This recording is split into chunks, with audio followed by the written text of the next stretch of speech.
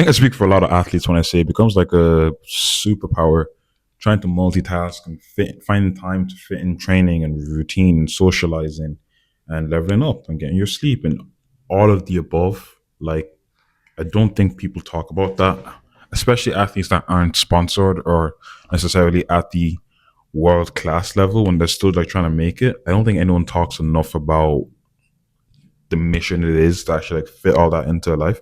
And I remember when I was in a 9 to 5, this is actually one of the reasons that I ended up leaving my 9 to 5 was because I had a few realizations. One was that you literally have like a finite window in terms of your body being at peak performance, in terms of this is the youngest I'm ever going to be, in terms of season changes, weather, if you have like the right coaching setup, if like a year is just going your way, all of those things, like there's so much little intricacies that goes into being a high performance athlete, performing, being elite, XYZ, right?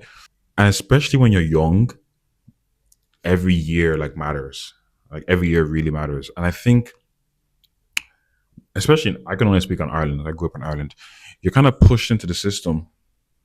You go through secondary school, you go through college, you end up in a 9 to 5, and it's always like sports and stuff like that is kind of pushed to the side.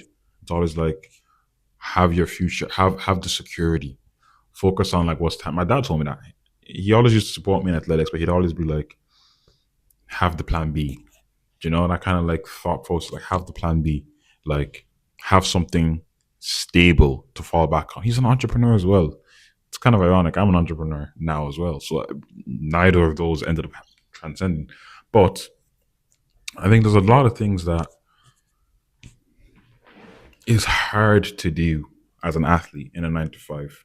One of them, let's start off the very first one.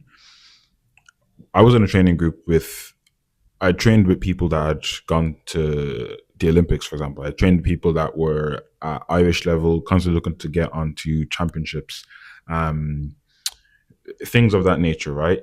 And you can imagine your whole identity, like when you wake up, when you go to bed, is how can I get the most performance?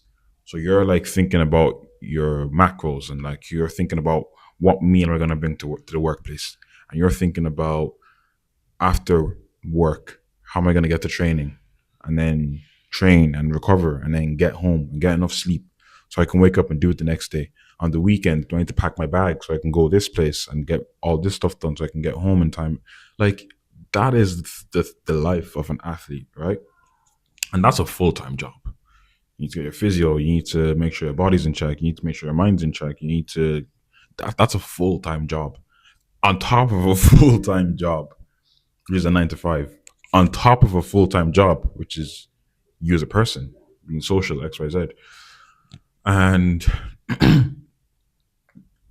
that's a lot of things to try and fit in, especially when you're 18, 19, 20, 25, going through secondary school or going through college, and you're still trying to navigate life and you're still trying to figure everything out.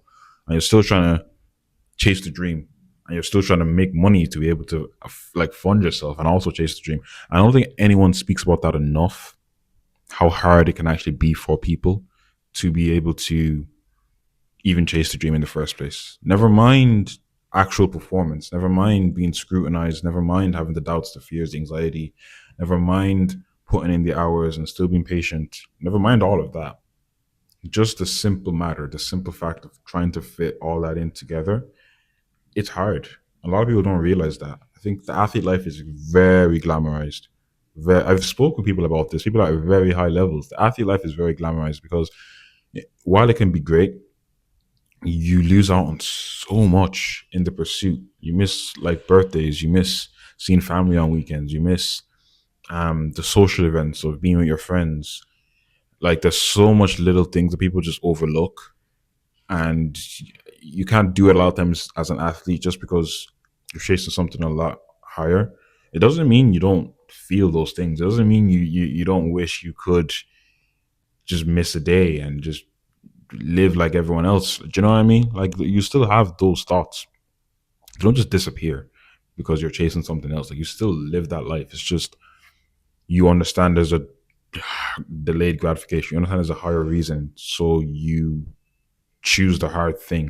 And that's why so much athletes are disciplined and they do so well in sales because their mind is just trained to follow the purpose, the pursuit, just keep going day by day. But I'm getting a little bit off tangent. What I was saying was, I've been to competition. I've seen people that are competing at like elite level, Irish level. They've had to like not be able to go to major championships because they wouldn't have been able to get the time off with annual leave for work. Do you know how mad that is? Do you know how crazy that is? No sponsorships. The sporting body don't care. You think work cares? No. But it's like, who's actually losing out? Them, their career, their dreams, because they have to choose between a stable 40-hour week and taking a complete risk on a career that doesn't really pay in the first place, and that when it does pay, it's only on performance. Do you know how much mental fortitude, do you know how much mental pressure that is? And no one speaks about that. And these are just some of the things that, like, as an athlete, I went through. I'm sure a lot of people watching this might be able to relate. And if you can't relate, well, I mean, now you're aware of it. But things like, I know a guy who, and kudos to him, he used to drive, lived in Tipperary, used to drive an hour and a half to work, or an hour to work, do a full day, drive another hour and a half to training, then drive another hour and a half home, and do that every single day. Never complained, not once, not once. Never complained. Just got on with it. Like that is admirable. That's someone who's like committed to a T. But you know the problem with that is your energy levels are shot. You spend half of your time in a car, having to put petrol into the car. You're not able to recover efficiently. Like you're going into work tired, you're missing sleep. But it's like that's sometimes the price people unfortunately end up paying in chasing the dream. And then I had all these thoughts and I had all these realizations, and it made me question my identity and it made me question the long term of what I was doing as an athlete and in a 9 to 5. Because I knew I wanted to be able to have freedom, to be able to go for a walk if I wanted to train at midday if I wanted to. I wanted to be able to do these things, but I wasn't getting it from my current setup. If I needed X amount of money to be able to travel, I had to start calculating the amount of months it would take me. I couldn't just spontaneously get it, right? Then I came across sales. I was able to work for myself. Like I chose my own hours. So if I wanted to wake up, I don't know, 10 p.m., oh, sorry, 10 a.m., and first hit a training session, and then do a bit of work, and then I had to go to physio, so I don't know, whatever it is. I was able to do that, right? I was able to make uncapped money so I could afford all these things. I was able to travel when I wanted. And I think that's Um, why I try and like encourage people about this lifestyle so much because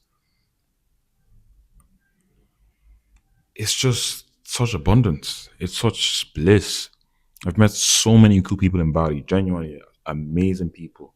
And they're all in control of their own time, their own money, their own business. Yes, it can be scary at times having that pressure. Yes, it's still going to be a lot of work. Yes, you still have to put in the hours, the sacrifices, all of that, all of the above. But it's like if you're someone, if you're an athlete, you already do that. You already live that life. You already know what it feels like. It's not new. You're just transferring it to like a new arena, if that makes sense. And if you are someone like me or like you probably watching this and you're willing to put in the work, you will get the results. And when you actually start getting those results and living that lifestyle, it's crazy. You realize how much a 9 to 5 drains you and how crazy it is to settle for that because it's just it doesn't make sense, you know? It doesn't make sense. Like you literally have the ability to transcend reality at any given time. You have free will. I didn't used to believe that in a 9 to 5. That was a belief I had to break. And it sounds crazy to fathom. I know it sounds ridiculous, but it's like you, you don't have to have it physically before it's already happened. Just have to have the beliefs of the person that has it, form the emotional connection, do the actions, and then it becomes a reality. And everyone forgets that, and people think it just happens overnight, but it's happened already here. Then it just becomes a reality. On race day, you've trained, you've gone through your routine, you've gone through your setup, your execution, you've trained your muscles for it. That you allow yourself to just be present, fight or flight, boom, let it happen. Most times after races, I'd have to watch back my race to know what happened because it's just you're in flow state. This is the exact same, but it's just a different arena and over a longer period, right?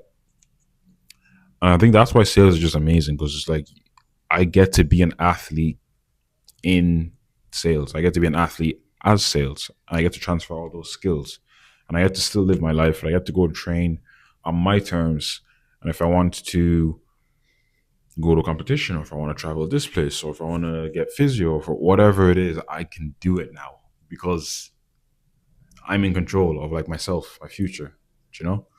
And it was scary at the start. It took me a while to get the balance, to get everything in place, and now it just makes sense.